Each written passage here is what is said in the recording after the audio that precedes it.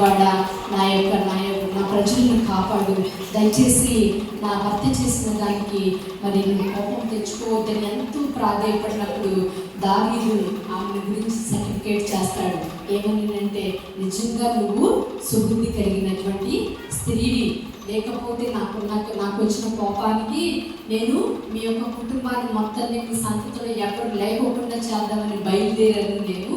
కానీ నీ యొక్క మాట తీరు కానీ, నీ మంచితనం కానీ నీ కుటుంబాన్ని, నీ యొక్క సంతతిని నాశనం చేయకుండా ఆపింది అని ఆయన చెప్పినప్పుడు మరి ఆమె ఏం చేస్తుందంటే ఆయన దగ్గర ప్రమాణం తీసుకొని బయలుదేరి మన ఇంటికి వెళ్ళిపోయినప్పుడు ఈ నాబాలు ఏం చేస్తున్నాడంటే తనకున్న ఆస్తిని బట్టి తింటున్నాడు, తాగుతున్నాడు.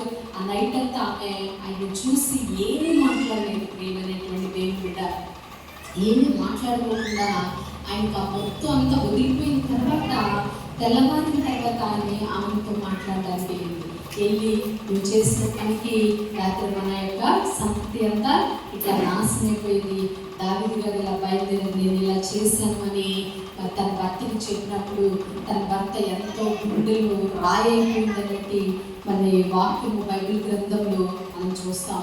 కాబట్టి ప్రియమైనటువంటి దేవుని బిడ్డలారా, మనం ఆడవారము చాలా సుబుద్ధి కలిగి నడుచుకోవాలి. ఒక సమస్య వచ్చింది అని అంటే దాని గురించి ప్రార్థన చేయండి, దేవుడు మిమ్మల్ని దర్శిస్తాడు. మనము వాదన చేసుకోవడం వల్ల ప్రయోజనం లేదు. ఒకవేళ మీకు